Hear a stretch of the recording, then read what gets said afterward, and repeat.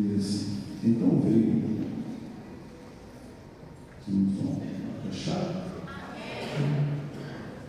Então veio o anjo do Senhor e assentou-se debaixo do carvalho espinhosa que pertencia a Joás, a Miesrita, e Gideão, seu filho, estava malhando trigo no lagar para pôr a salvo dos medianitas. Então o anjo do Senhor lhe apareceu e lhe disse: o Senhor é contigo, homem valente. Respondeu Gideão: ai, Senhor meu, se o Senhor é conosco, por que nos sobreveio tudo isso? E por que é feito de todas as suas maravilhas, que nossos pais nos contaram, dizendo: não nos fez o Senhor subir do Egito. Porém agora o Senhor nos desamparou e nos entregou nas mãos dos medianitas. Então se virou o Senhor para ele e disse: vai nessa tua força e livre Israel da mão dos medianitas. Porventura não te enviei eu? E ele lhe disse: ai, Senhor meu, com que livrarei Israel? Eis que a minha família é a mais pobre de Manassés, e eu menor da casa do meu pai. Tornou-lhe o Senhor: já que estou contigo, ferirás os medianitas como se fosse um só homem. Amém? Meus irmãos, pensando nesse culto de hoje, um culto tão especial, um culto em que a palavra de Deus é pregada, aqui não trazemos livro de autoajuda, mas trazemos ajuda do alto. Lemos. E eu pretendo ser muito cansativo aos irmãos, o horário está bastante avançado, mas eu estava lendo hoje essa passagem e me lembrei de uma frase de Spurgeon,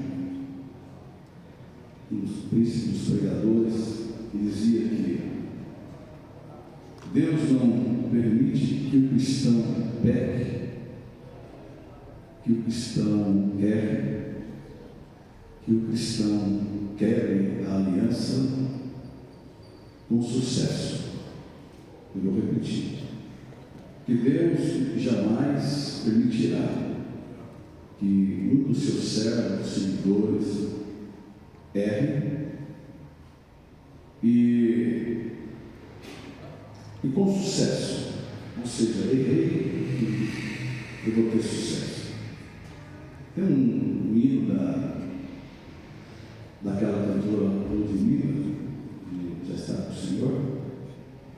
Ela disse que a quebra da aliança é uma raiz da ingratidão.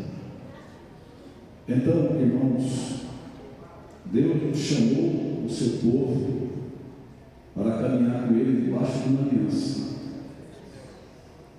Amém? Nós temos uma aliança com Deus. E Deus, Ele jamais permitirá, irmãos, que nós quebremos a aliança, o compromisso que nós temos com Ele, porque Deus sabe o que é melhor para nós. Amém? Deus sabe o que é melhor para mim, melhor para você e melhor para a nossa família. E quando nós olhamos esse capítulo 6 aqui, irmãos, nós vamos ver uma triste história. Começa dizendo que Israel, eles, por vontade de Deus e por permissão de Deus, Deus os entrega nas mãos dos seus próprios inimigos. Deus usa os próprios inimigos, os midianitas, os amalequitas, irmãos, para corrigir o seu povo. Aí às vezes a gente pergunta: por que Deus permite que as coisas seja dessa forma. Quando você vê o livro de Abacuque, é a mesma coisa. Deus coloca o povo dele nas mãos dos caldeus para corrigi-los, porque Deus é como um pai. Amém, irmãos? Deus é como um pai. Um pai, irmãos, responsável, ele jamais vai permitir que o filho erre e tenha sucesso com ele. O pai jamais vai permitir que o filho erre e ele aplaude o erro do filho. Meu filho minta e ele aplaude. Meu filho fala palavras embaixo da lama e o papai, irmãos? Meu filho faça coisa errada e tenha o pai ver aquilo como um sucesso. Deus não. Deus, além de ver o nosso exterior, Deus também vê o interior. O salmista diz: sonda, meu Deus, porque tu me conheces. Então, nós entendemos, irmãos, nesse texto, que o povo, irmãos, plantava, o povo semeava. Qual era o objetivo da plantação, de cuidar da plantação e do cultivo da plantação? É para que eles pudessem se manter, é para que eles pudessem sobreviver da agricultura. Glória a Deus. Porém, irmãos, Deus, ele pensa: como é que eu vou trazer de novo esse povo para perto de mim? Como é que eu vou fazer com que esse povo se volte para mim? Como é que eu vou fazer para que esse povo renove a sua aliança comigo? Como é que eu vou fazer? Quem sabe se fosse você, como é que você iria fazer? Se o filho está distante de você, está em desobediência, você poderia pensar em muitas formas. O que é que Deus fez aqui? Deus falou assim para os filhos: logo que eles querem continuar dessa forma, estou dizendo assim, vamos entender, é bem simples. Eu vou entregá-los nas mãos dos seus adversários. Ou seja, eles vão plantar. Eu vou deixar eles plantar. Eu vou deixar a plantação crescer. Eu vou deixar eles olharem. Eu vou deixar eles apreciarem. Eu vou deixar eles sentir gosto.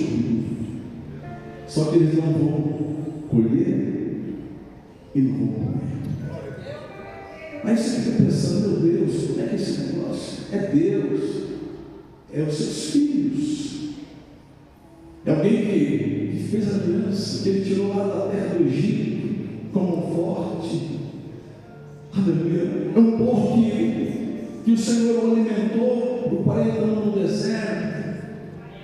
Toda manhã o orvalho caía, ele gostinho da semente de mel, e eles comiam, se saciavam.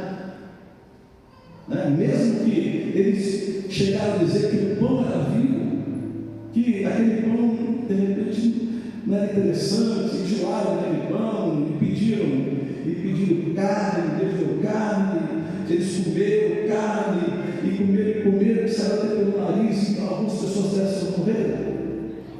Deus acompanhou o povo dele. Porém, irmãos, nesse texto aqui, eles plantaram. E para plantar é fácil, viver da chuva, viver da sol, Deus deixou de plantar. Só que eles não desfrutaram daquilo que plantou.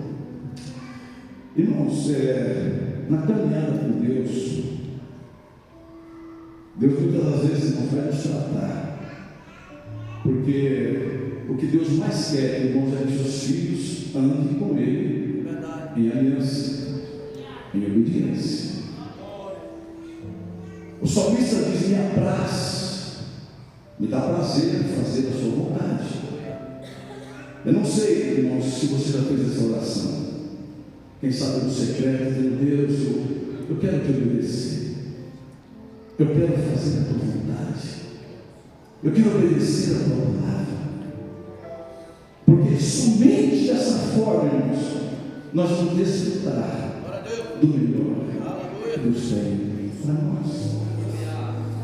Então, o povo entra, irmãos, na contramão, quebra aliança, e de repente, irmãos, eles não mais consegue se alimentar.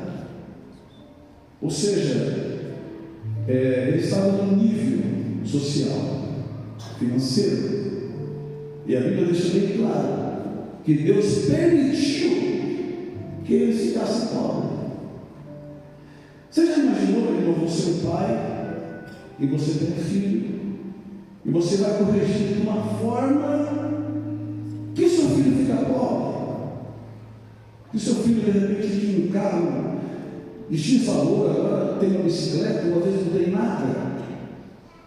Eu não sei, irmãos, como é que você se sentiria, como é que você sentiria o sentimento de coração. Irmãos, vocês têm filhos, e por mais que o filho seja desobediente, você, irmãos, às vezes fica nervoso, porque o filho é desobediente, e você não para, de repente, de investir nele, de abençoá-lo, de ajudá-lo. Você não desiste do filho, sim ou não? Você não desiste, mesmo que ele entra em caminhos tortuosos, às vezes está dentro de uma prisão, um conflito, você nunca desiste do seu filho. Agora, irmãos, Deus conhece não só o presente, Deus não conhece somente o momento do dia, não, Deus conhece o futuro. Então, irmãos, Deus sabe o que faz. E outra coisa, Deus corrige quem Ele ama. Deus corrige quem Ele ama. Eu vou repetir, Deus corrige quem Ele ama, irmãos. O desejo de Deus é trazê-los aqui para o centro da sua vontade. Esse é o desejo de Deus. Aleluia! Porque se você, irmão, não aceita a correção, Hebreus diz que Deus não te trata como filho, Deus vai te tratar como bastardos. Então é importante nós aceitarmos, muitas das vezes, irmãos, a correção de Deus. Vamos lá. Então o povo ficou pobre, e a Bíblia disse que ficou pobre mesmo, debilitado, uma presença do adversário. Agora, a última parte do verso 6 diz assim: então os filhos de Israel clamaram ao Senhor. Acho muito interessante isso aqui. Eles olham a situação, vê que não tem saída. A única saída era se render.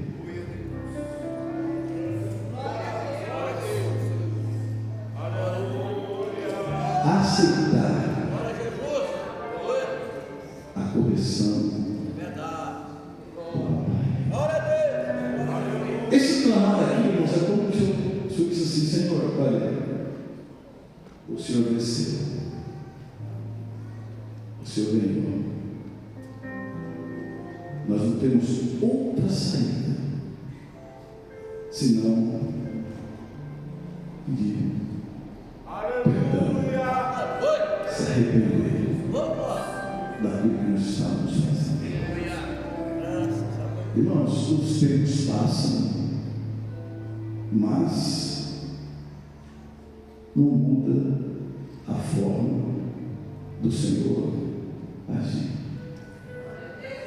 Os irmãos sabem que a igreja tem filho de redentor. Sabia? Se Deus não fizer dessa forma, eu nunca vivo sendo a vontade dele. Se Deus não fizer isso, eu vou permanecer da mesma forma. Eu não vou se voltar para Deus. Eu não volto para o centro da sua vontade. Irmãos, esse texto é muito rico. Eles clamaram.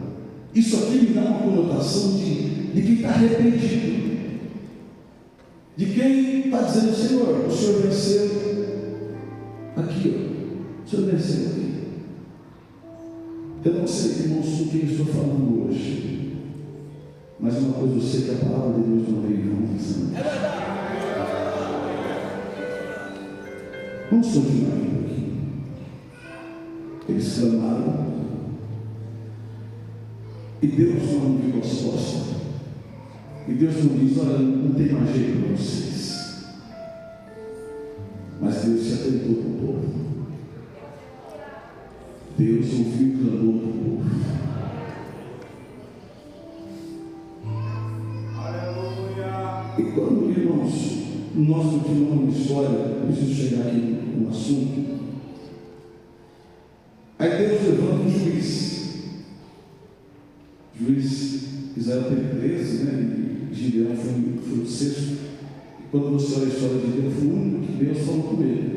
Os outros, mas apesar que Gideão deu muito trabalho para Deus, para aceitar o chamado de Deus. Vamos falar um pouquinho sobre isso depois. Porque, irmãos, Deus não é interesse. Deus não é interesse. Gideão deu muita desculpa, até mesmo na semelhança de Moisés, isso. Deus, quando chamou Moisés, ele disse que era pesado de língua, ele sai fora de tudo. Irmãos, não somente Moisés, mas tantos outros homens, como Jeremias e outros, não quiseram aceitar o chamado de Deus. Porque, irmãos, Deus chama, e Deus sabe quem chama. Deus chama pessoas improváveis, pessoas ordinárias para obras extraordinárias. Mas a capacitação não vem da pessoa, mas a capacitação dela vem de Deus. É Deus que capacita o homem. Sim ou não? É Deus que capacita o homem. Você para ser pastor, você não precisa ter pai pastor. Você não precisa de uma geração de pastores. Não. Irmãos, Deus chama quem Ele quer, na hora que Ele quiser, e pelo resultado que Ele quer. Irmãos, Deus sabe, Deus não é interesse. Tem pessoas que eu chamo na Bíblia que tem uma genealogia, e tem pessoas que não tem nome de pai, não tem nome de mãe, não tem nome de ninguém. Elias tem nome, porque não tem nome de ninguém. Irmãos, Deus sabe, porque Deus não conhece só o que está por fora, Deus conhece o que está por dentro, irmãos. Amém? Gideão estava malhando o trigo do lagar, no berrado, por causa dos medianitas. E ele ouve uma palavra dizendo: o Senhor é contigo. Irmão, se Deus fala que é, o que é? Aleluia! Você não entende? Deus é contigo. Só isso não. Varão valente, varão valoroso. Irmãos, que expressão maravilhosa é essa? Alguém ouviu uma frase dessa? O Senhor é contigo, varão valoroso. Mas isso era comigo, porque está acontecendo tudo isso aqui. Aleluia! O que está acontecendo aqui? O que está acontecendo? É desobediência do povo, é quebra de confiança do povo. E, enfim, aí Deus esvai essa tua força. Aí ele disse que minha família é menor, enfim, irmãos, ele quis se esquivar de todo jeito. Mas eu quero pensar com os irmãos aqui, que hora que foi. Eu vou repetir aqui, irmãos. Deus nunca fez vista grossa a indiferença do seu povo. Irmãos, eu estava hoje à tarde em casa e Deus falou muito forte no meu coração. Volte para o centro da vontade de Deus. Muitas pessoas, irmãos, que ficam no que era. Antigamente eu era. Antigamente eu evangelizava mais. Eu orava mais. Eu jejuava mais. Eu visitava mais. E hoje? Essa tarde, quando eu orava, o Espírito de Deus falou muito forte no meu coração. Volte para o chamado. Volte ao centro da vontade de Deus. Tem pessoas que pegaram o instrumento e colocaram no salgueiro. Tem pessoas que pegaram o instrumento e colocar no salgueiro. Aí alguém dizendo, cante-nos uma canção de Sião. Como que nós vamos cantar se estamos em terra estranha? Tira o instrumento do salgueiro. É o tom que Deus te deu. É a chamada que Deus te deu. Meus irmãos, Deus não aceita desculpa.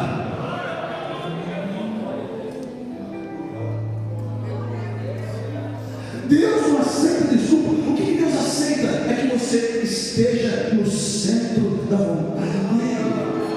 Irmãos, cada um de nós temos talento. Irmão, não tem ninguém que não tem talento na igreja. Todos nós temos talento. Deus sabe, um ele deu 1, outro ele deu 2, outro ele deu 5.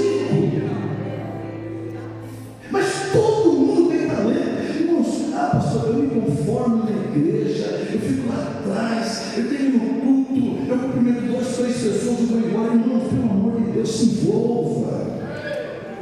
Tenha compromisso, irmãos, porque Deus jamais, irmãos, vai fazer vista grossa as indiferenças do seu povo, irmãos.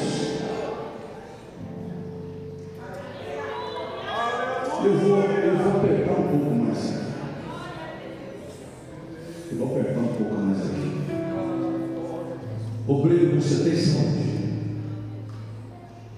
Você tem disposição. Hoje você tem mais tempo do que você tinha antes. Jesus. Mas você prefere ficar no cantinho. A coisa não é muito tempo. Pastor, eu não quero me envolver com confiança. Você tem tempo? Você tem saúde? Você tem condição financeira melhor do que você tinha antes? Mas eu quero ficar por aqui. Quero me envolver. Eu vou mais além. Eu não quero dirigir congregação, trabalhar, de liderar. Eu não quero me envolver com nada. Apatia espiritual. Você lembra em Ageu? Deus é tempo de edificar a casa. É tempo de reerguer o templo. Só que eles estavam focados nas suas casas. Era tempo de reconstrução. Era tempo de se posicionar. Mas eles estavam afastados da direção de Deus. Deus olha. Ele fez vista grossa? Não. E o povo não estava dizendo, olha, eu não quero, não é necessário. Não. O povo estava dizendo, não é prioridade. Eu sei que tem que reerguer, eu sei que tem que reconstruir, mas não é prioridade para nós. Aí Deus disse, se eu cerrar o céu, não havia chuva. Irmãos, Deus tem um mecanismo. Meu Deus. Deus tem a forma de trabalhar. Deus tem a forma de trazer o povo. E não Deus quer matar ninguém, mas Ele quer trazer sempre da vontade dele. Deus quer você útil na obra. Deus quer você trabalhando na obra, produzindo na obra, frutificando na obra. Deus quer te ver assim.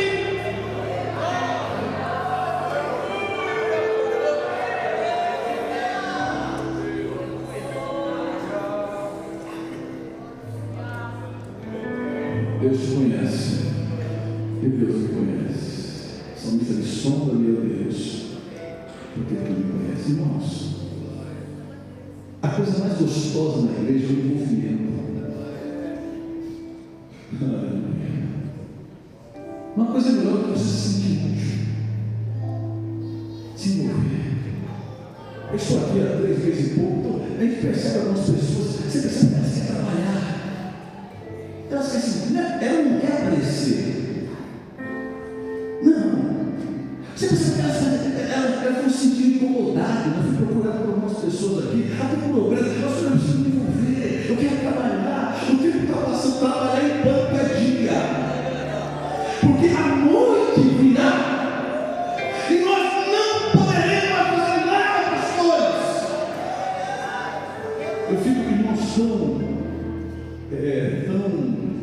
tão triste, muitas vezes, um obreiro me diz, pastor, eu tenho pessoas aqui, mas ninguém quer se envolver, ninguém quer trabalhar. Meu irmão, você não foi chamado para ficar na arquibancada, você foi chamado para trabalhar.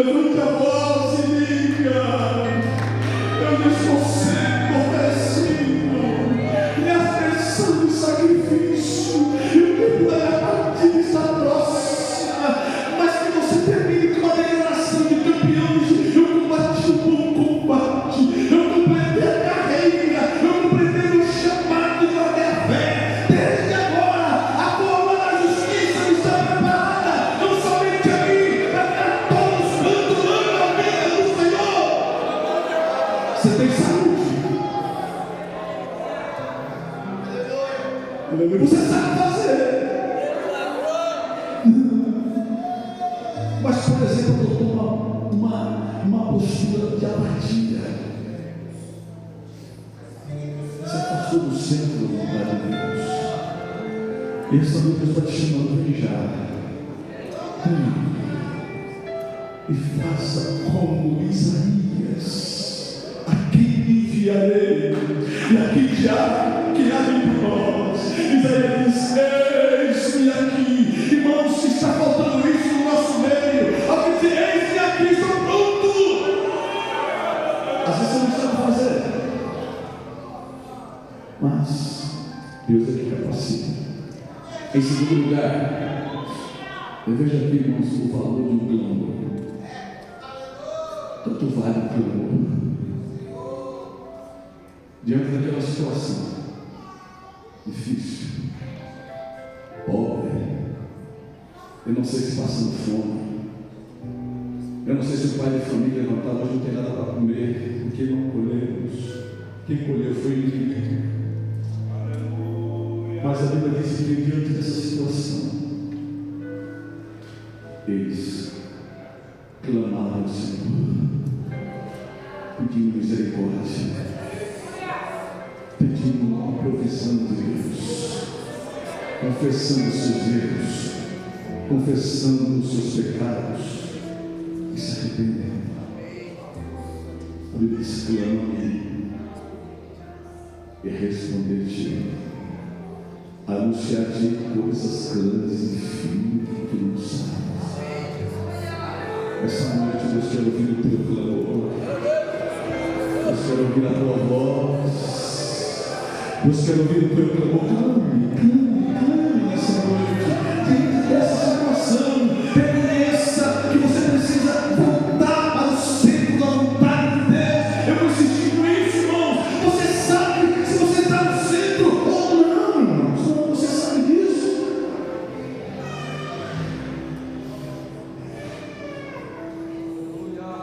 Todo Israel viveu 400 anos sobre o domínio de Faraó. Capítulo 2 do livro do Êxodo. E a Bíblia diz que eles clamaram ao Senhor. Não dá a entender que parece que não tinha clamado ainda. Eles deixaram o sofrimento chegar ao ápice. Eles clamaram ao Senhor. E Deus disse para Moisés: eu desci por causa do clamor. Aleluia. Eu quero dizer aqui, com temor e tremor, Deus ainda ouve clamor. Deus não ouve reclamação. oração, mas quando você clama, Deus ouve. E como disse para Moisés, eu desci, Moisés, porque o povo clamou. Quem sabe não viveu quase tudo reclamando, murmurando, falando tanta coisa, mas o dia que eles se ligaram e resolveu clamar, Deus desceu. Outra grande lição do texto é que a nossa condição, irmãos, ela não define. Fechando a Bíblia. Diga comigo, a minha condição, ela não me define. Muito de Deus. Isso é muito forte. Entendeu? Ele olha para ele e diz: eu sou menor, minha família é menor. Deus ouve. Deus é educado. Deus ouve.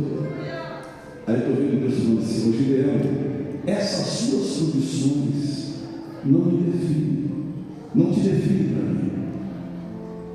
O que você pensa de você não é o que eu penso de você. A capacidade que você vê, essa incapacidade que você vê em você, eu não consigo ver. Está entendendo? Então, muitas das vezes, por que nós às vezes não reagimos e não nos posicionamos? Porque nós só vemos em nós limitações. Você entendeu? Eu não sei falar direito. Eu sou menor dessa igreja. É assim que as pessoas se definem. Só que Deus não te vê desse jeito. Ou seja, a tua condição não te define para Deus. Eu vou repetir: a tua condição, adolescente, jovem, irmãos, obreiro, não te define para Deus, irmãos. Porque você tem que muitas vezes só abrir a boca e Deus vai encher. Porque quem enche é Deus. Quem usa é Deus. Você lembra de Davi? Ou seja, a condição, aquilo que a família pensava de Davi, não o definia para Deus. Eu vou repetir: o que a família de Davi pensava a respeito dele, não o definia para Deus. Está faltando alguém aí? Menor. Ou seja, quem está faltando é o último da fila. Samuel vai na casa de Jessé, um chifre de azeite para ungir. Quem que ele vê primeiro? Ele abre, depois Samar. Acabou isso com você. Tem outro menor. Aonde ele está? Está atrás da montanha, cuidando das ovelhinhas do papai. Aí Samuel ouve. Primeiramente ele recebe uma impressão de Deus quando ele se dirige a Eliabe, diz assim: você está vendo a aparência, você está definindo as pessoas pela aparência, mas eu não defino pela aparência. A minha forma de definir as pessoas é diferente da forma que os homens definem. Resumindo essa história, enquanto esse menorzinho chegar, porque para você eles é o último da fila, mas para mim ele é o primeiro da fila.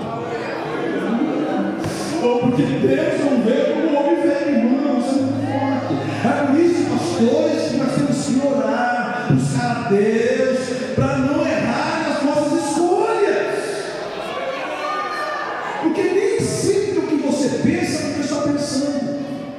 Então você tem que estar alinhado com o pensamento de Deus nas suas escolhas.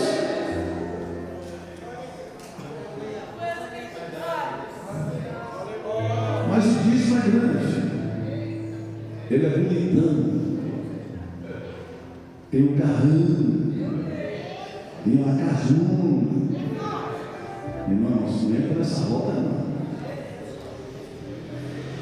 Porque quando você está vendo um jeito, Deus está vendo outro.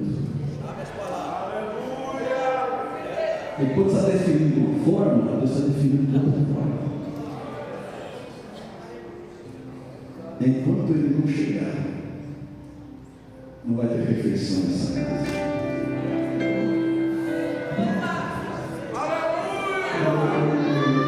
Glória a Deus, Senhor Deus, se capacita Deus.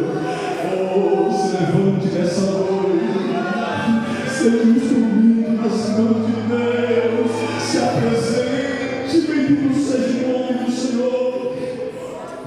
Você lembra a história de Paulo? Quando Paulo, ele caminho de Damasco, acabar com os cristãos, dizimar os cristãos. Ele estava pensando que ele estava sendo assistido pelo céu, mas o céu assiste tudo.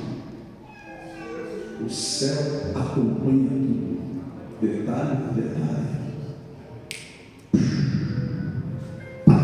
Caiu no chão. Ele disse: Saulo, Saulo, por que você está me perseguindo? Porque quem persegue, irmãos, os cristãos, persegue o dono dos cristãos. Mas é como se Paulo falou assim: eu não estou te perseguindo, eu estou perseguindo os cristãos. Mas Paulo, quem persegue os cristãos, quem fala mal de cristão, quem está fazendo para mim.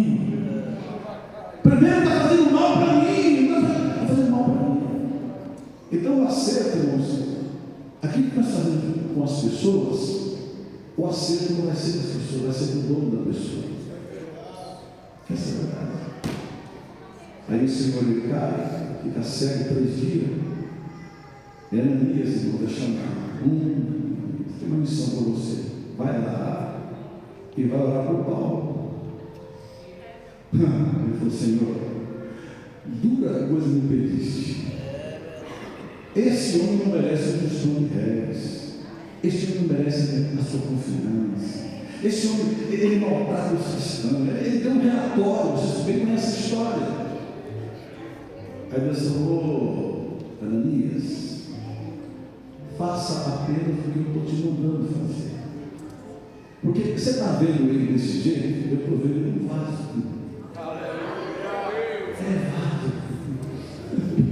Levado escolhido. Oh, irmãos, eu quero dizer uma coisa, irmãos, aquilo que Ananias estava definindo.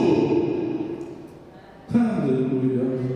Paulo, o céu está dizendo: não, é fácil, e vai ser um saco nas suas mãos, vai destravar o evangelho da Europa. E foi o que aconteceu.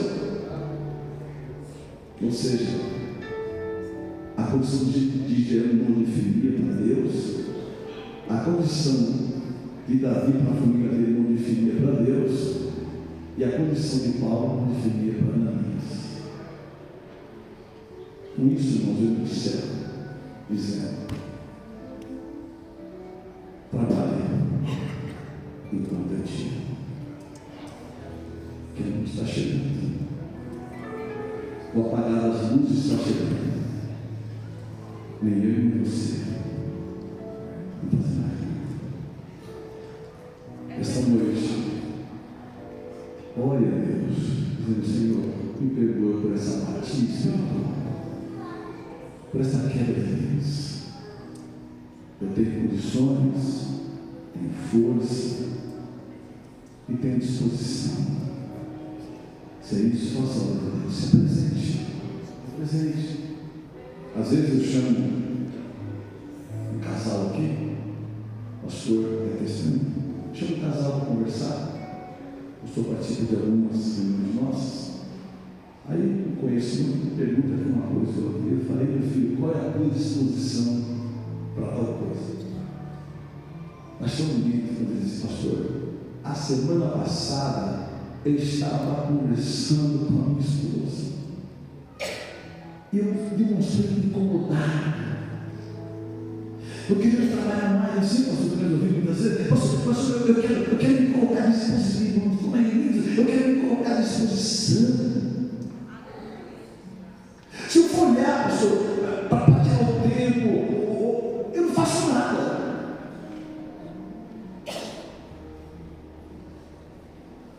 Onde estão os Isaías aqui nessa noite? Cadê aqueles que estão aqui essa noite? Eles estão aqui. Eu quero fazer mais. Eu quero. Não é para você aparecer, não. Irmãos, que você diminua e que ele apareça. E quanto mais você faz, menor você fica e maior fica aquele que chama. Deus abençoe a sua vida. Irmãos, nós vamos encerrar. Vamos uma coisa.